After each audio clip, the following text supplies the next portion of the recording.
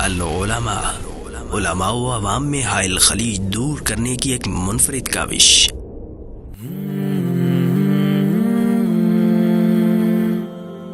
السلام علیکم ورحمۃ اللہ وبرکاتہ۔ معزز ناظرین و سامعین، گزشتہ دنوں ایک ویڈیو دیکھنے کا اتفاق ہوا جس میں ایک صاحب یہ بات بیان کر رہے تھے کہ دجال کے فتنے کا سب سے زیادہ شکار ہونے والے لوگ اس امت کے علماء کرام ہوں گے، اور وہ اس پر رسول اللہ صلی اللہ علیہ وسلم کی کسی حدیث کا بھی حوالہ دے رہے تھے۔ جہاں تک حدیث رسول صلی اللہ علیہ وسلم کا مسئلہ ہے تو تمام تر تلاش اور مطالعہ کے باوجود مجھے کوئی ایسی حدیث نہیں ملی کہ جس میں یہ بات نبی علیہ الصلوۃ والسلام نے ارشاد فرمائی ہو کہ میری امت کے دجال کے سب سے زیادہ شکار ہونے والے لوگ یا دجال کے بیعت ہونے والے لوگ وہ علماء کرام ہوں گے۔ ہاں، البتہ اگر دلائل کی دنیا میں اس بات کا مطالعہ کیا جائے تو معاملہ اس کے برعکس معلوم ہوتا ہے کہ دجال کے مقابلے میں آنے والے سب سے زیادہ علماء کرام ہی ہوں گے جو دجال کا مقابلہ کریں گے۔ اس کے کئی ایک دلائل قرآن و حدیث سے ملتے ہیں۔ سب سے پہلی بات، دجال کے خلاف منظم تحریک جو نکلنی ہے وہ مسجد کے اندر سے نکلنی ہے۔ رسول اللہ صلی اللہ علیہ وسلم نے وہ سارا واقعہ بیان کیا کہ فجر کی نماز کا وقت ہوگا، نماز کے لیے اقامت کہہ دی جائے گی اور امام آگے کھڑا ہوگا، بس جماعت شروع ہونے والی ہوگی کہ مینار کے اوپر سے سیدنا عیسیٰ علیہ السلام دو فرشتوں کے دونوں کاندھوں پر ہاتھ رکھے ہوئے نازل ہوں گے اور وہاں مینار کے اوپر سے ہی لوگوں کو آواز دیں گے۔ جب لوگ دیکھیں گے کہ عیسیٰ علیہ السلام تشریف لا چکے ہیں تو وہ امام جو جماعت کروانے کے لیے آگے مصلی پہ کھڑا ہے اور اقامت کہہ دی گئی ہے وہ پیچھے ہٹے گا اور عیسیٰ علیہ السلام کو کہے گا کہ آئیے آگے بڑھیے اور ہماری جماعت کروائیے۔ تو عیسیٰ علیہ السلام اس وقت امام صاحب کو کہیں گے کہ نہیں، آپ ہی جماعت کروائیں، میں ایک مقتدی کی حیثیت سے نماز میں شامل ہوں گا۔ پھر نماز پڑھنے سے فارغ ہونے کے بعد وہ لوگ منظم ہو کر باقاعدہ عیسیٰ علیہ السلام کی قیادت میں دجال کے خلاف لڑنے کے لیے نکلیں گے۔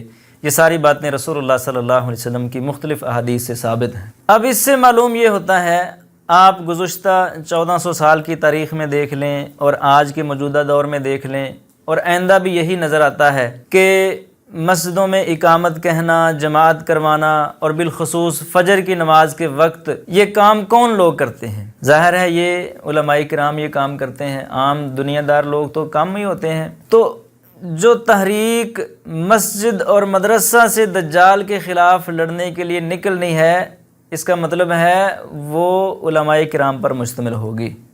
ظاہر ہے کہ انہوں نے مسجد سے نکلنا ہے، اب مسجد میں علماء ہی تعداد میں زیادہ ہوتے ہیں۔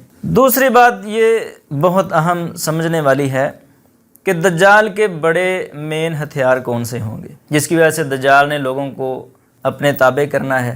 ایک ہے خوف اور ایک ہے لالچ۔ دجال لوگوں کو ڈرا کر اپنے تابع کرے گا اور دجال لوگوں کو لالچ دے کر اپنے تابع کرے گا کہ جو اس کی بات نہیں مانے گا، نبی علیہ السلام نے فرمایا اس کے پاس آگ ہوگی، وہ اس کو آگ میں پھینک دے گا، اس کو قتل کرے گا، اس کے اوپر ظلم و تشدد کرے گا، اور جو اس کی بات مان لے گا اس کے پاس ایک جنت ہوگی، اس جنت کے اندر اس کو داخل کرے گا اور اس کے مویشیوں میں اور فصلوں میں اور کھیتوں میں اور کاروبار میں بہت وسعت آ جائے گی، جس کی وجہ سے لوگ دجال کی پیروی کریں گے۔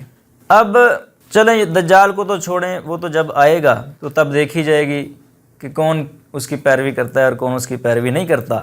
گزشتہ ماضی میں بھی دیکھ لیں اور موجودہ دور میں بھی دیکھ لیں کہ خوف اور لالچ کا سب سے زیادہ شکار ہونے والے کون لوگ ہیں۔ مثال کے طور پر یہ امریکہ جب افغانستان میں آیا تو پورے لاؤ لشکر کے ساتھ آیا، بڑی قوت کے ساتھ آیا، دنیا کے بڑے بڑے ملک اس کے ساتھ تھے اور لوگ سہمے اور ڈرے ہوئے تھے کہ اب پتہ نہیں کیا بنے گا۔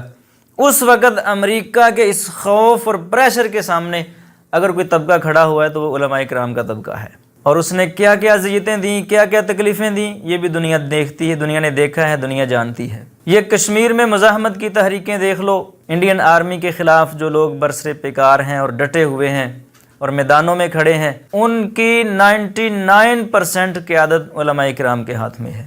تھوڑا پیچھے چلے جائیں، بر صغیر میں جب انگریز آیا تھا تو انگریز کو جس طبقے سے اور جن لوگوں سے سب سے زیادہ خدشہ اور خطرہ اور خوف رہتا تھا وہ علماء کرام تھے۔ یہ دہلی میں اور کلکتہ میں اور ممبئی میں اور لاہور میں اور یہ پورے بر صغیر میں جہاں کہیں بھی انگریز کو کوئی داڑھی والا، کوئی اونچی شلوار والا، کوئی تعلیم، علم اور تعلم سے منسلک کوئی عالم دین نظر آتا تو وہ اس کو اپنا دشمن سمجھتے تھے، اور جگہ جگہ پر علماء کرام کو پھانسی پر لٹکایا جاتا تھا۔ لیکن اس سب خوف اور پریشر کے باوجود علماء کرام نے نہ انگریز کی اطاعت کو قبول کیا، نہ کشمیر میں اپنی مزاحمتی تحریک سے پیچھے ہٹے ہیں، اور امریکہ کا جو حال ہوا وہ سب لوگوں نے اپنی آنکھوں سے دیکھا۔ دوسرا دجال کا بڑا ہتھیار ہے لالچ۔ لوگوں کو کچھ سبز باغ دکھا کر اپنا فالو اور گرویدہ کرنے کی کوشش کرے گا۔ تو اس حوالے سے بھی ہم نے دیکھنا ہے کہ موجودہ دور میں کون لوگ ہیں جو لالچ کا سب سے زیادہ شکار ہوتے ہیں۔ یہ دیکھ لیں، تھوڑی سی تنخواہ پہ گزارا کر رہے ہیں، روکھی سوکھی کھا کر مسجد اور مدرسے میں ڈیرے لگائے بیٹھے ہیں، اور دین کی خدمت کے لیے اپنے آپ کو دنیا کی نعمتوں سے کاٹ کر ان لوگوں نے وقف کر رکھا ہے۔ یہ علماء کرام ہیں۔ یہ آج ہی میں ایک جگہ پر پڑھ رہا تھا کہ عبدالرشید مجاہد آبادی صاحب بڑے عالم دین ہیں، وہ سرکاری نوکری پر ان کو سلیکٹ کر لیا گیا، عربی ٹیچر ان کو بھرتی کر لیا گیا۔ ان کے استاد محترم نے کہا کہ آپ یہ کام چھوڑیں اور مسجد مدرسہ میں آ کر بیٹھیں اور دین کی خدمت کریں۔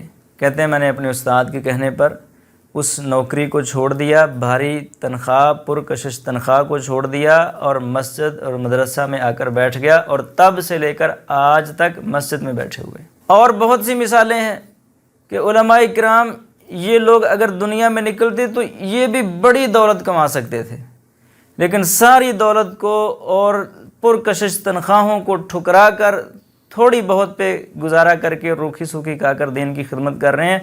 تو جو لوگ آج اس لالچ کا شکار نہیں ہو رہے، بلا وہ کل دجال کے لالچ کا کیسے شکار ہوں گے۔ تیسری بات، رسول اللہ صلی اللہ علیہ وسلم نے فرمایا کہ جو شخص سورہ کہف کی پہلی 10 آیات زبانی یاد کر لے وہ دجال کے فتنے سے محفوظ رہے گا۔ اور ایک روایت میں ہے کہ تم میں سے جو کہ دجال کو دیکھے تو اس پر کہف کی پہلی آیات پڑھ کر پھونکے، اس سے وہ دجال کے فتنے سے محفوظ رہے گا۔ تو آپ دیکھ لیں کہ سورۃ کہف کی آیات کون یاد کرتے ہیں؟ سورۃ کہف کی آیات کی تفسیر اور ترجمہ اور اس کے ساتھ شغف اور لگاؤ کن لوگوں کا ہے؟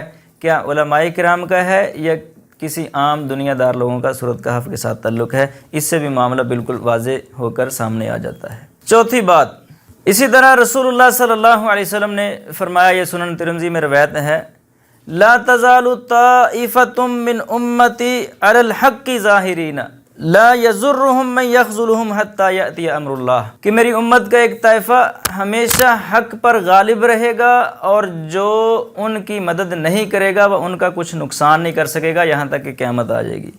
یہ سنن ترمذی میں ہے۔ اس سے معلوم ہوتا ہے کہ قیامت تک اس امت کا ایک طائفہ حق کی مدد کرتا رہے گا، حق پر غالب رہے گا۔ اور یہی روایت امام بخاری رحمہ اللہ اپنی صحیح بخاری میں ترجمۃ الباب میں لائے ہیں۔ وہاں الفاظ ہیں لا تزال طائفۃ من امتی ظاہرین علی الحق یقاتلون، میری امت کا ایک طائفہ، ایک گروہ ہمیشہ حق پر غالب رہے گا اور حق کے لیے لڑائی کرتا رہے گا۔ اس کے بعد امام صاحب فرماتے ہیں ہم اہل العلم، وہ اہل علم لوگ ہوں گے۔ امام ترمذی رحمہ اللہ فرماتے ہیں میں نے امام بخاری رحمہ اللہ سے پوچھا کہ اس گروہ سے کون مراد ہیں؟ تو امام بخاری رحمہ اللہ نے فرمایا کہ میں نے علی بن مدینی رحمہ اللہ سے پوچھا تھا کہ اس گروہ سے کون مراد ہیں، تو انہوں نے کہا ہم اہل الحدیث، وہ اہل حدیث ہیں۔ اب یہ سنن ترمذی کی روایت اور امام بخاری اور ان کے استاد علی بن مدینی کی وضاحت سے یہ معلوم ہوتا ہے کہ قیامت تک ایک گروہ حق کے لیے لڑتا رہے گا اور وہ گروہ اہل علم کا ہے، اہل حدیث کا ہے۔ سنن ابی داؤد میں یہی روایت کچھ الفاظ کی تبدیلی کے ساتھ ہے۔